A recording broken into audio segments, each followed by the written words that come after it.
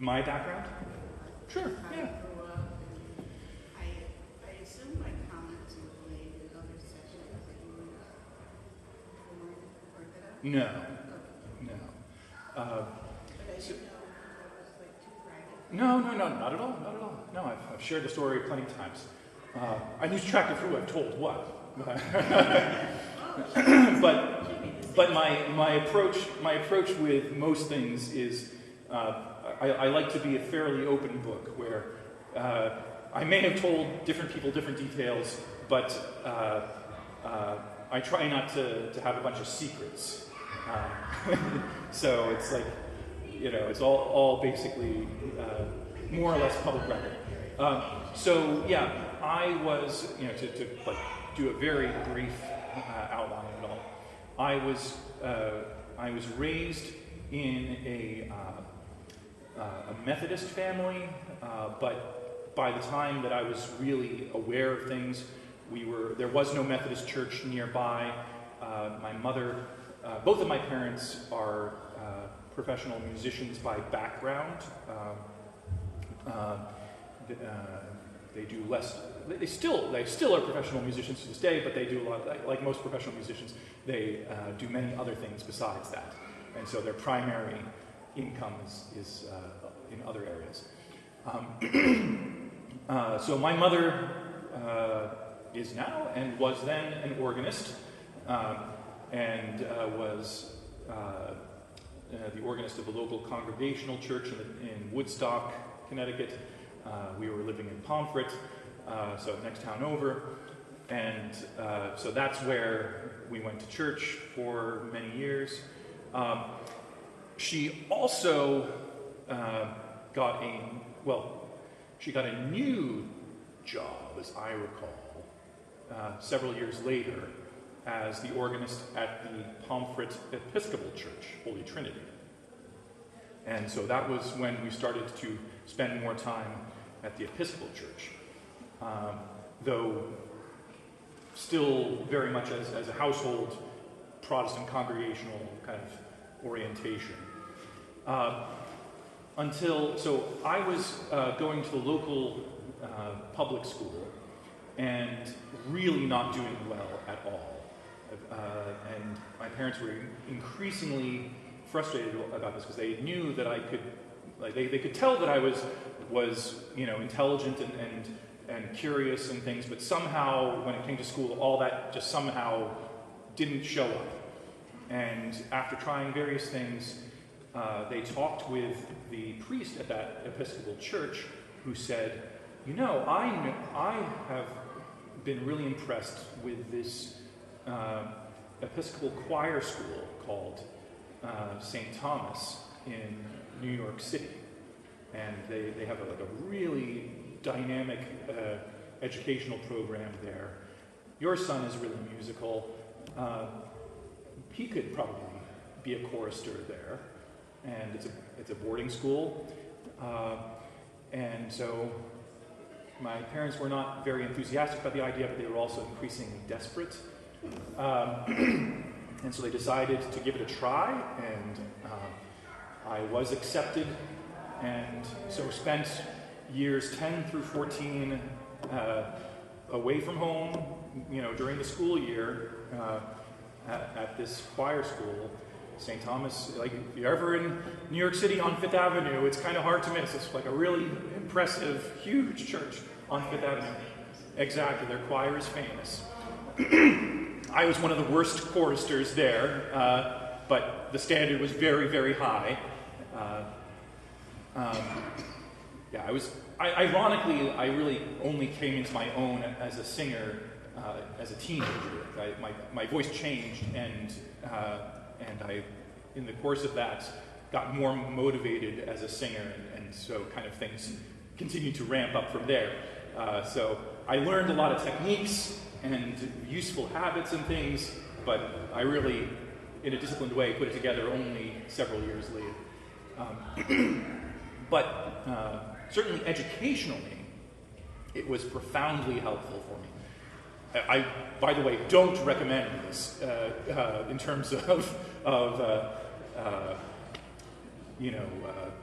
what that does to your psyche. Like that's way too young to be going away to boarding school if you can possibly avoid it. Like obviously, if your home is a complete wreck, then perhaps that's the best you can do. So it was, it was in many ways really good, in other ways really, really tough. One of the things it did was, and I remember being extremely lonely, extremely homesick, and one of my great consolations were the church services that were really beautiful, and it was like really eye-opening and heart-opening to me to be in that service. It was like, wow, this is like nothing I've ever experienced before. It's just really amazing to be a part of all this. And I just fell in love with it, and at age 12, there were classes going on for confirmation classes through the church and the school, and I asked my parents if I could do that, and they were not enthusiastic, but they agreed. And so I became a very enthusiastic Episcopalian, and eventually my parents joined me there. My whole family joined me there. So by high school, we were all definitely in the Episcopal Church. But what I quickly learned is that what I fell in love with was highly eccentric and getting more eccentric by the moment in the Episcopal Church. And this was like, anybody that knows anything about St. Thomas knows that it is a very peculiar brand of Episcopalianism, like in any generation. It's doing its own thing. But even more so, like the beauty of holiness that I found there, I actually really couldn't find anywhere else. It was really kind of disturbing. And I kind of just bore with it and figured I'd just keep being patient. And I'm grateful because, I met my lovely wife in the Episcopal Church, and we got married in the New Haven Episcopal Church. So it did good things as far as I'm concerned in my life. But what I was learning was that more and more this was not sustainable, that the Episcopal Church was tearing itself apart and was abandoning its connections with the authentic apostolic tradition, the scriptural tradition of the church in all sorts of areas. And the more I learned about history, the more I came to understand that this was not like accidental. This was actually something that was kind of in the DNA of the Episcopal Church, the Church of England, that, a church that is founded in rebellion, like the very roots of where it comes from in its modern incarnation is because the king and a bunch of other people around the king, like it wasn't all like they wanted the divorce thing, but they had their own reasons. But all of them were like basically in rebellion and sort of said, we know better. We're gonna establish things for ourselves, and that remains an essential part of the identity of that tradition. That they always feel free to jettison, it's like, yes, we've always believed X, but today we're going to start believing Y. And that's always a possibility, and we've seen many, many examples of that in that church, where it's, in fact, usually a leader in jettisoning different aspects of Christian tradition.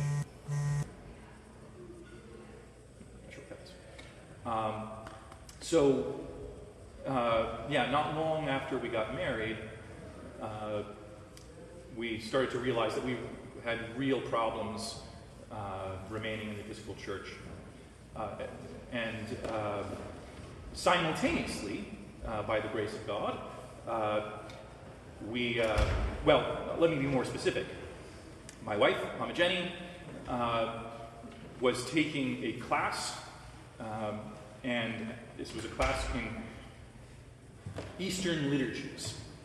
And as part of that course, they have a field study where you are to go find a local Orthodox Church and see what this kind of liturgy looks like when you're actually there, not just reading it out of a book. And so we were given by the professor a list of church addresses, and I was sitting with her looking at this list and deciding, because I was saying, well, this is interesting, I've never been to an Orthodox church. Let me hitch a ride and see for myself. And we didn't have a car, so we looked for one that was on the bus route. And there happens to be a church in New Haven that's a Holy Transfiguration that is right on a bus route. So you can just hop off at a street and walk a block, and you're there. So we were on the road, saying, "Okay, I think we just turned onto the street where the church is," and just looking around for it. This couple is sitting on the bus, and they turn around and say, "Are you, by any chance, going to Holy Transfiguration Orthodox Church?" And we said, "Yes." They said, "Don't worry, we're going there too. So get off when we get off." Those are now Elias's godparents.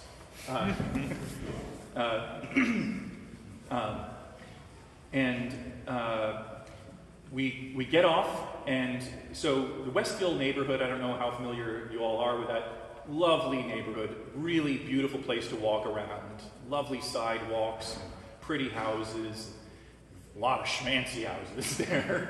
And we're like, wow, this is really impressive. And then in the middle of this is this hideous fortress bomb shelter monstrosity. You're like, what in the world is that? Oh, that's the Orthodox Church. Oh, gee. It was so ugly. Then we went inside, and it took our breath away. If you've not been to Holy Transfiguration, I highly, highly recommend it, because if our church is beautiful, we have the plus of being beautiful inside and out, being an inspiration to the neighborhood as opposed to something that they have to just kind of do this as they go by. But you get inside, and these days the place is like incredible. It's like unbelievably beautiful. The iconography was not finished. It wasn't even close to finished at that point, but it was still already really obvious that this was like something that we'd never seen in our lives. So I'm like looking around, and my jaw hanging somewhere near the floor. We're there for Saturday night Vespers, and it had to be Vespers because we were both really involved at the Episcopal Church. Maybe both of us, but certainly I was I was the treasurer of the church, so it wasn't like I could just suddenly skip town. So we were doing this on a Saturday night. So I remember it was Vespers. We do a fuller vigil service these days here in the church. This was just Great Vespers, so it's shorter, simpler, but still, for someone that's never been to an Orthodox church service at all, very impressive. And again, like nothing I'd ever experienced before.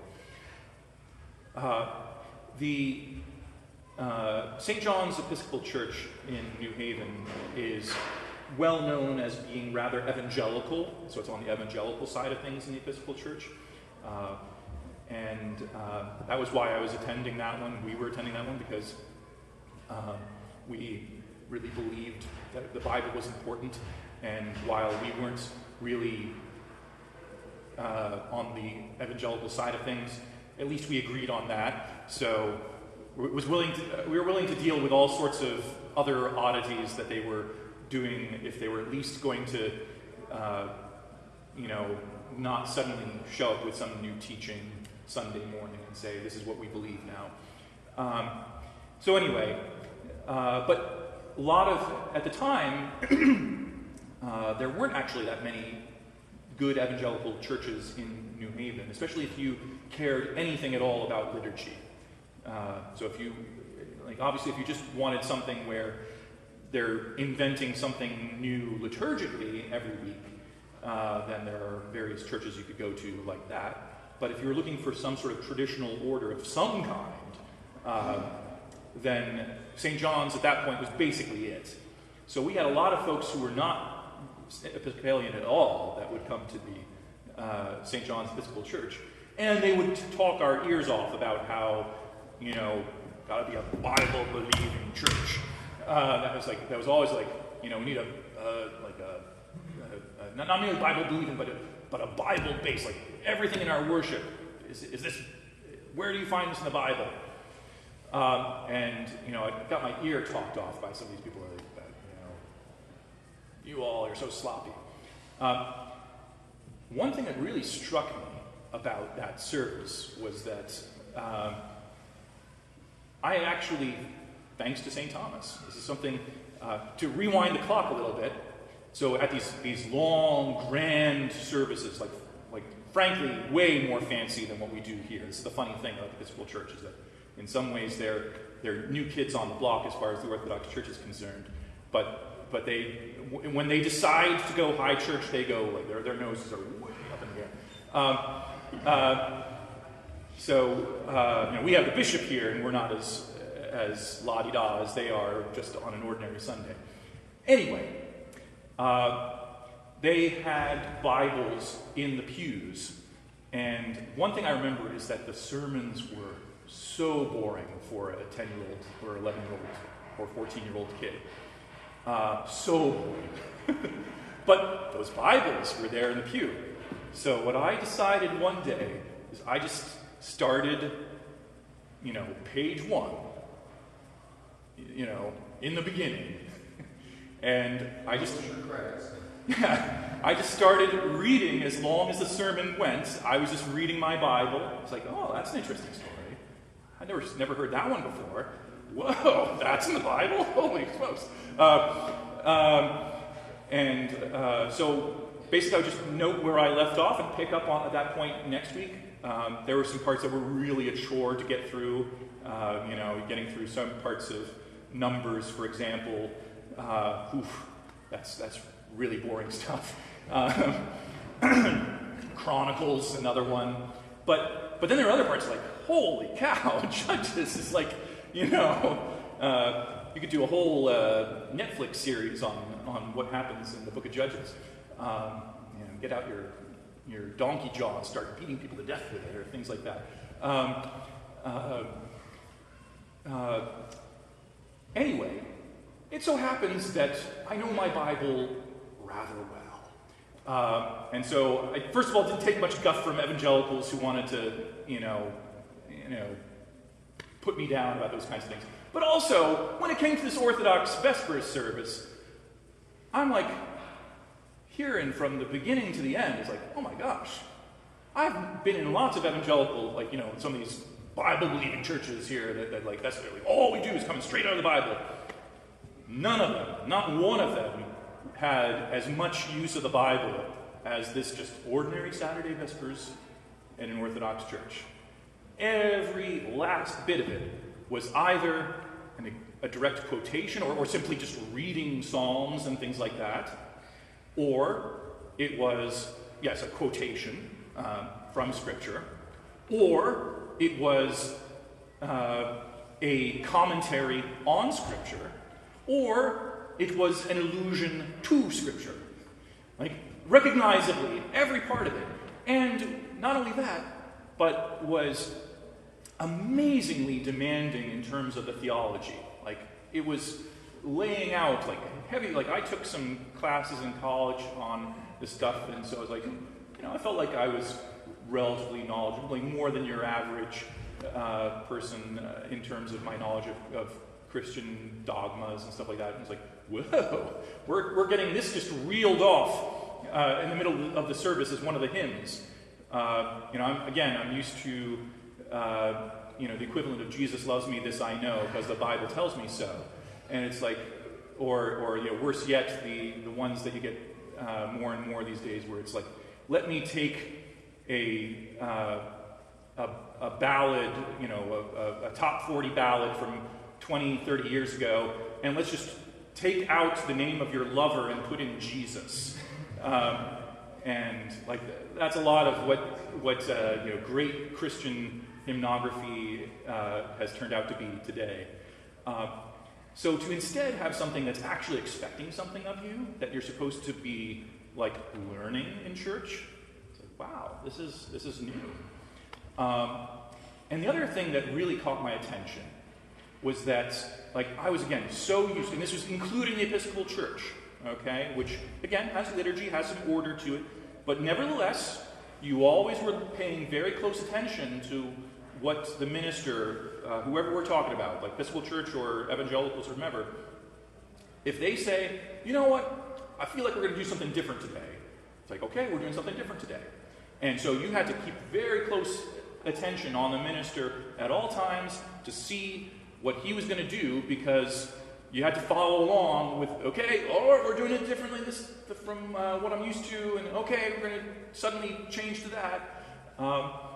What the minister says and does is like, he's the star of the show. No question. He's like the most important person there. You know who's the most important person at Vespers? Who do you think? Yeah. Without question. There are... Yeah. I know, I don't want to say that. But it seems like the obvious thing, but it's not obvious. Like, I've been to a lot of different churches, and most of the time, God is not the most important person. He should be, but he's not.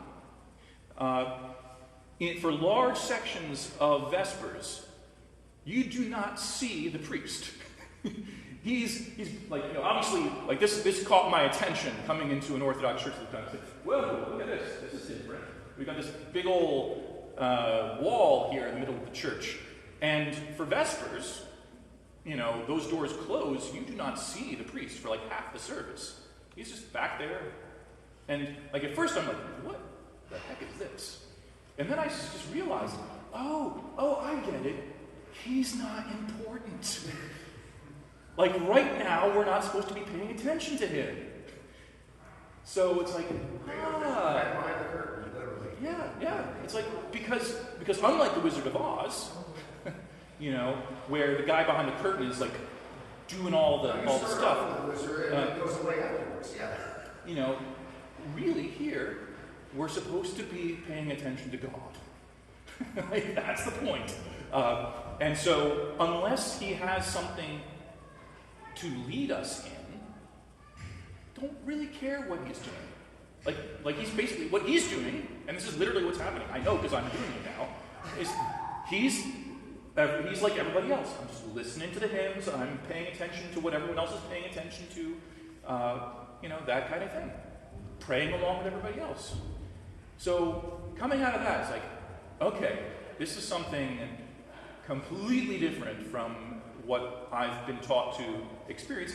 And yet, another way, it's like, this is what I've been looking for ever since I first showed up at St. Thomas Episcopal Church. Where it's like, oh, that beauty of holiness that I fell in love with at 10 years old. It's like, this is where it is all the time. And what I discovered is that it's not just like one church in one town. Like, you go anywhere. Doesn't matter. And you find it everywhere. And let me be clear.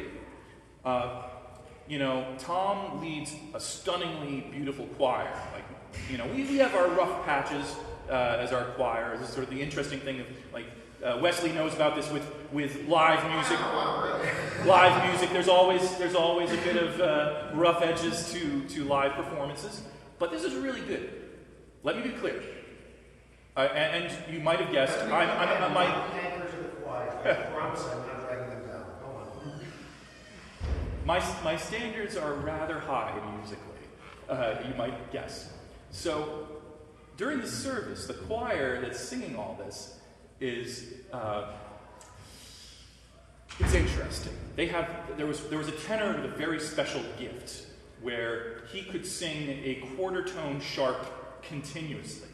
So it's one thing, and I'm used to this. We have this problem with our own choir where someone will like lose the harmony and be like, oh, not quite where you belong. And then they kind of settle back in. And it's like, okay, there we go.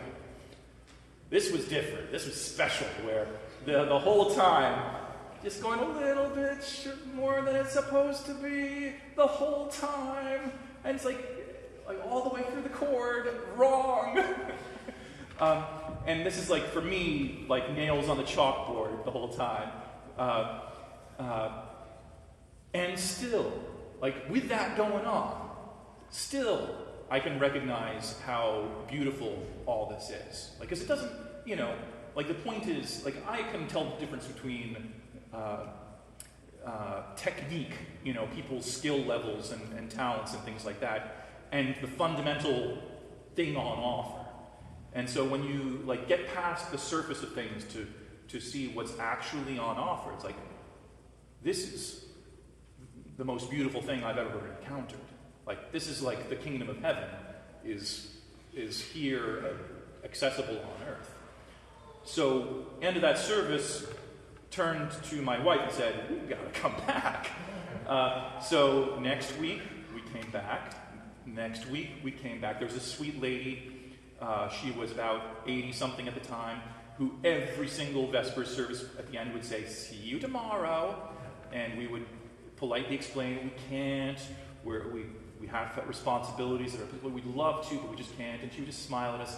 And the next time she'd do the same thing, see you tomorrow. Or like after a while, it's like, does she have dementia? Like, she's not getting the message.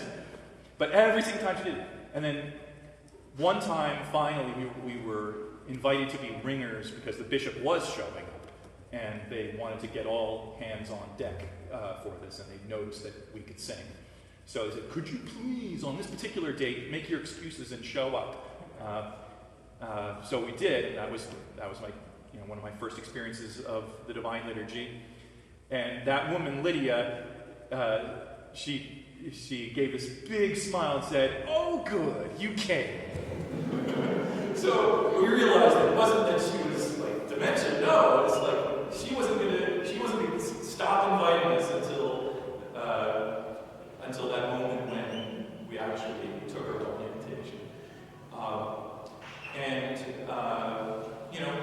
We just realized after a certain point that, we had two choices. We could keep on going to the Episcopal Church and, be crypto-Orthodox, just undercover Orthodox Christians. We're having this conversation. I vividly remember this, actually. Walking the streets of New Haven, and my wife is quite pregnant at the time, like probably had to be at least 3 months at this point. Probably 4 months pregnant. So we're just saying to ourselves, so we could spend the rest of our lives debriefing our children all the time, saying, okay, in church you heard this nonsense, now let's tell you the actual truth. And like at home, like bring out all these cool Orthodox things, like here's what we do, like isn't this cool? And yeah, okay, you saw this complete weird thing done in church. Don't pay attention to that. Pay attention to what we're doing here. Or we could ask to become Orthodox. And so we talked to Father Michael Westerberg, that some of you know.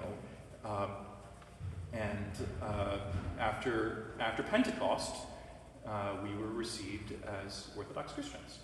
So we've been coming for almost an entire year at that point. And basically the rest is history. When did you become the Reverend? Yeah. Well, that was 2006. So it's been a while. Yeah, I've actually slowly discovered recently that I haven't done an official count, but looking at the likely suspects of tenured priests, I am now the longest serving in parish history. So. I should have great merit, yeah. Well, yes, we had our moments back in the 50s and 60s in particular. It was kind of a difficult point in the Orthodox Church. Yeah. But yeah, so I've been doing this for a while here. This is the only church that I've been the priest of. As far as that goes, basically, I'd had thoughts that this was something that God wanted me to do for a while. Was definitely not my own idea. Not a life ambition to be a priest at all. Yeah, I had lots of other things that had more glory, power, wealth involved, and I managed to miss all three. Which, in the end, I've realized was God being very merciful, but there you go. I would have been bad with any of those three.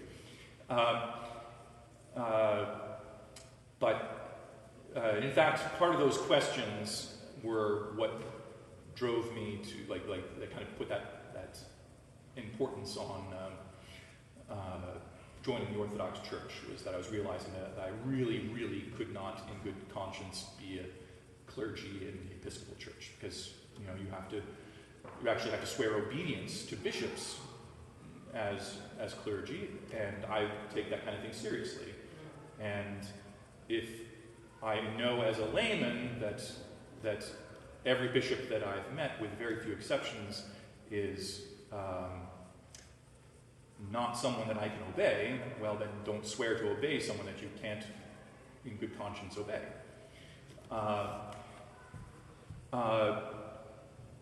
2001, had to have been 2000, 2001, somewhere around there. Father Michael came to me. I basically entered the Orthodox Church. I just kind of laid that all down and said, I'm not going to worry about that. I'm just going to be a conscientious Orthodox Christian, just do the best I can, and we'll just leave it there. And 2001, or probably 2000, Father Michael came to me and said, I think you need to be ordained. And I went, okay. I thought maybe I should too, but again, I was going to leave that for other people to judge. I was like, yeah, I think so. So I was like, all right, well, how do we test this? Like, all right, well, first of all, just learn how to, you've been doing things like singing. Now you've got to learn more of the way the liturgy works and how you do all this stuff by watching, observing, helping. So, I was at age 27, I guess that was roughly. Now, the little knee-high kids were showing me what to do, so I had no clue. That Paul Tsarzik that I mentioned, whose daughter died, was a wonderful help to me, very, very encouraging. He was a subdeacon then, too. Then I started taking, I guess I'd already started taking classes at seminary just because I wanted to learn more about the Orthodox faith, and hey, taking these classes at seminary, that's a good way to do it. My job was paying for it, doing it once a semester. Actually, once or twice a semester I could do, so that was nice. 2003, figured out how to do that full time. Still kind of rough. We're trying better as a diocese to support seminarians these days. That's good, because it's expensive to go to seminary, and the pay on the other side. It's not like one of these things where you take a lot of debt and then don't worry, you'll pay it off quick. But regardless, we figure that the benefit plan after death is really good. So anyway, that's more or less the story.